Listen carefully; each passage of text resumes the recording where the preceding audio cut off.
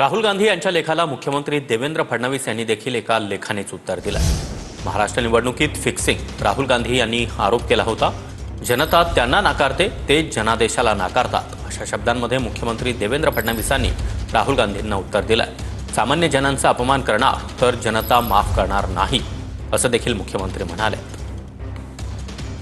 ताउम्र राहुल जी, आप यही गलती करते रहे, धूल चेहरे पर थी और आईना पोछते रहे। लेखाचं उत्तर लेखाने दिलेलं आहे, फॅक्ट्स अँड फिगर सहित दिलेलं आहे।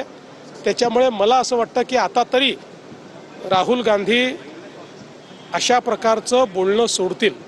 एक आमच्या विरुद्ध तुफान आणण्याचा प्रयत्न केला विरोधकांनी, त्यात ते सक्सेस झाले। त्यांना 31 लोकसभा जिंकता आल्या, पण मात्र 4 महिन्यातच जनतेला, महाराष्ट्र जनतेला कळलं की काँग्रेस पार्टी झूठ आहे, फरेब आहे, काँग्रेस पार्टी ही बेईमान आहे।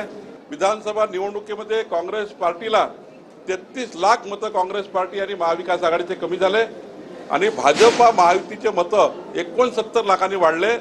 3 करोड 17 लाख मतं मिळाले, कारण लोकांनी झूठचा बदला घेतला। महाराष्ट्रामध्ये भारतीय जनता पक्ष आणि त्यांच्या टोळ्यांचा विजय होऊ शकत नव्हता। 6 महिन्यापूर्वी लोकसभा आम्ही जिंकल्यावर असं 6 महिन्यामध्ये काय घडलं की ज्याच्यामुळे तुम्हाला इतका मोठा विजय प्राप्त व्हावा?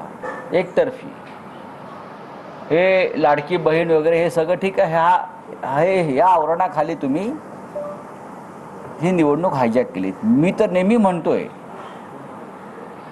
की विधानसभेची निवडणूक झालीच नाही,